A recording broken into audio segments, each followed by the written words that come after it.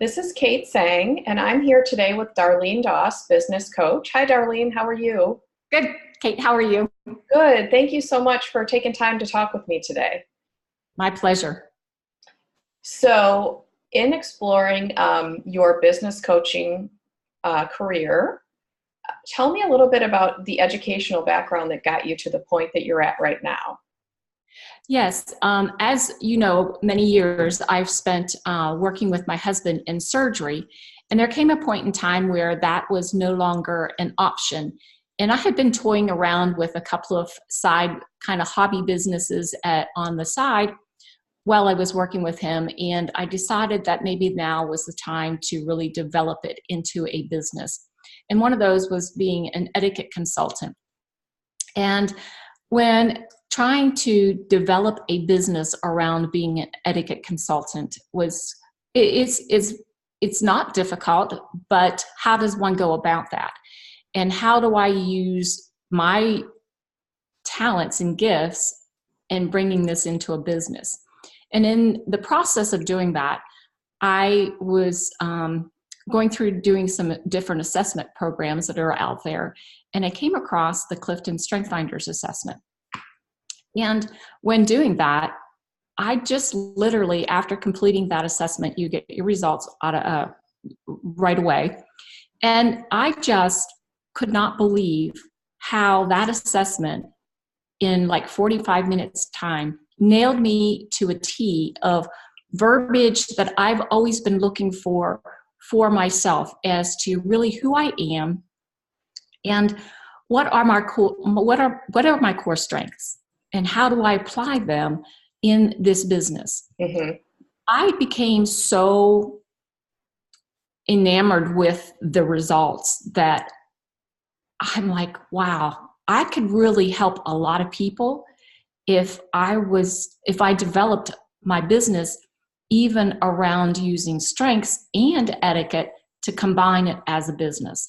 And that's where we are today. Got it.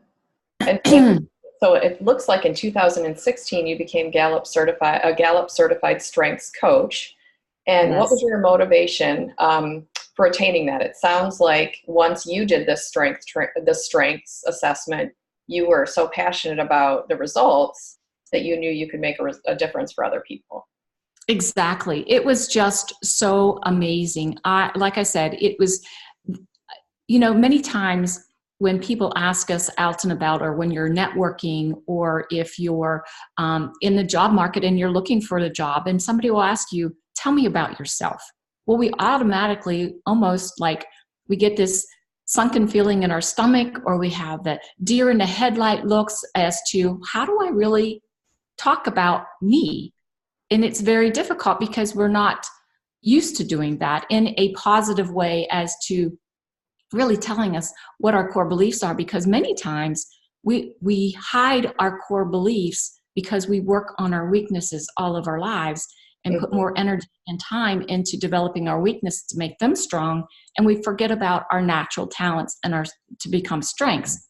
So when I completed it, I thought, wow, I could really help a lot of people in a lot of teams, making sure that we're all connected into the right job duties or job descriptions according to our strengths. And when you think about when you are doing something that you are so passionate about, you could do it all day long for free, but oh my gosh, you get paid for it. That is the results that you want. And when I could see the disconnect, even working in the medical field, the disconnect that we have with management and with the team players and with customer service and customer interaction, it just all boils down to we have been taught or kind of molded into cookie cutter molds. Mm-hmm. But God made us so uniquely different from one another that we don't fit in molds. And when we break out of those molds and we become and are allowed to put together our strengths into our positions, so much more happens. So much. everybody blossoms, everybody walks around in the department or in the workplace with a buzz, and it's a good high energy buzz rather than the negativity that you often run into. Mm-hmm. And how have you used what you've learned to apply it to business? Yes. As a matter of fact, many times I'm often hired as sometimes even a secret shopper, as Okay. to go into a business and seeing how they are operating without knowing who I am and what I'm really there for. Because everybody can put a good front on when they need to, if they have an inspector around where they're going to make sure that everything is in tip-top shape. But I come in and I do an observation of the whole business. And that is the what does the business look on the outside? What does it look like on the internet? What does it look like, when you're actually there in person? What are your first connections with a company? And then I'll go through as to giving the evaluation and letting them know where they could possibly make some critical changes that would boost their bottom line, that would boost their morale in the employees. If you have a high turnover going on in the workplace, we can kind of figure out where it is and what can be the solution. That's wonderful. I am fascinated by your background in etiquette, and I know that you attended the protocol school and the Etiquette and Leadership Institute. And I know some people say, "Oh, etiquette isn't relevant today." How do you respond to that when someone says that to you? Yes, and I see it day in and day out that it is so needed almost everywhere. And what people perceive as etiquette being is walking around probably with white gloves on, and they think of more of the dinner table setting as being etiquette, and that's where they bring their etiquette. But etiquette is used throughout our day 24/7 in our interactions, in our first impressions. It is huge no matter where we go. And one evil item that we're carrying around with us all the time these days that can really hurt a person with their business, with their relationships, is this device right here. This little guy has a tendency to really break a lot, and I don't want to say break a lot of rules, but we've developed our society without really that being in it in the past. But what we can do now is what I do a lot of teaching and consider it being more modern etiquette. Mm-hmm. What is proper this day and age versus when it was in the early 1900s, when people really think that's when etiquette was at its prime and where everybody used it, and handwritten notes and people dressed properly. And that was in the early 1900s. But now we can adjust it to today's modern etiquette and what does go. Mm-hmm. I see that's important to make it relevant. And I definitely see the marriage between the business coaching and the etiquette, because I just think they go hand in hand. And even with my two boys, when going to cotillion, it's probably very different than it used to be in some regards, because there's this whole element of technology and how to use it and how to use it at the table and when to use it and when not to. And I just think it's fascinating, but certainly relevant. Right. I really, in my business, my thing that I really love to specialize in is first impressions. We never get a second chance to make it. Mm-hmm. We have, at the most, 3 seconds. And so what do we want to do in that 3 seconds? How do we want people to perceive us in that 3 seconds of an immediate first impression? Okay. And it's not only in a personal a first impression. It's in our businesses. It's in, when you see something on the internet, that's your first impression of that business. And if there's a lot of typos in the language or in the written portion of it in the website, well, that's your first impression. And you pick up on that. That can make or break a deal for you. So really, first impressions are really, really huge. And how do we know when we're not really making a good first impression. But how we can put the first impressions and the etiquette portion together is by knowing who we really truly are with our strengths. Mm-hmm. Isn't that the truth? It's good marriage between the two, and I'm really having a lot of fun with it. Oh, that's great. Do you have a goal for your business in the future of where you see it going, or anything Yes, different that actually, I really love working with the smaller businesses right now, because when you bring a whole team together and everybody learns together, is the secret team building going on at the same time.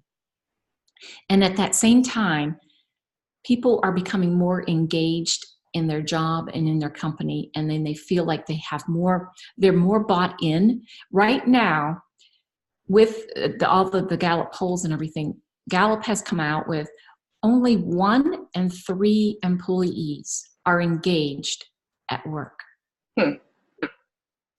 Pretty amazing. That is amazing. If you're working with a small office of 5 employees, you have 1.5 that's really truly there. The rest of them are just either totally disengaged, they're out there looking for another job, or they might be partway on the fence, and the person that is the one that's disengaged has I call them the cancer because of my medical background. I call them the cancer of the office, because they will undermine the mentality and the motivation from the ones that might be partially engaged and the one is engaged.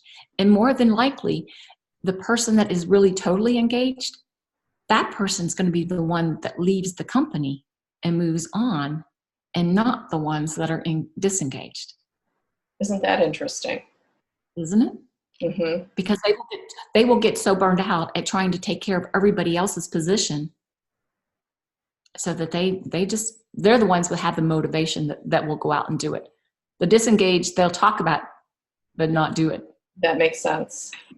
What's the one thing that is most rewarding to you that you get out of helping people with your business coaching or finding their strengths?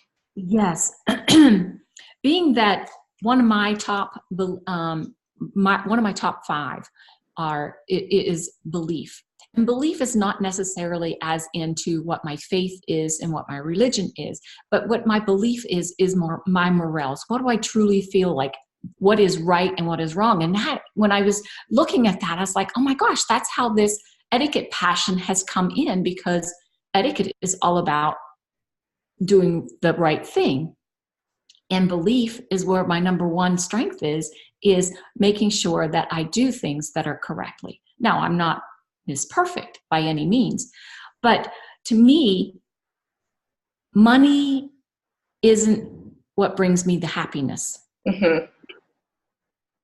I do philanthropic work probably, oh my gosh, every week I'm doing something almost every day philanthropic for my community, because I am wanting to give back. If I can make a difference in someone's life and make it better, that's what inspires me. That's what keeps me going. That's what energizes me, because I can make a difference for that person to feel better about themselves, build their self-confidence so that they then can do the best for themselves.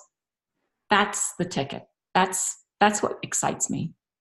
That's amazing, Darlene. And I love that. And I think we need more of that, because yes. I think if we are truly the best version of ourselves, then we are doing good. We are becoming the person that God intended us to be. And that's a huge thing. And then there's a peace with that. There's a peace with finding that.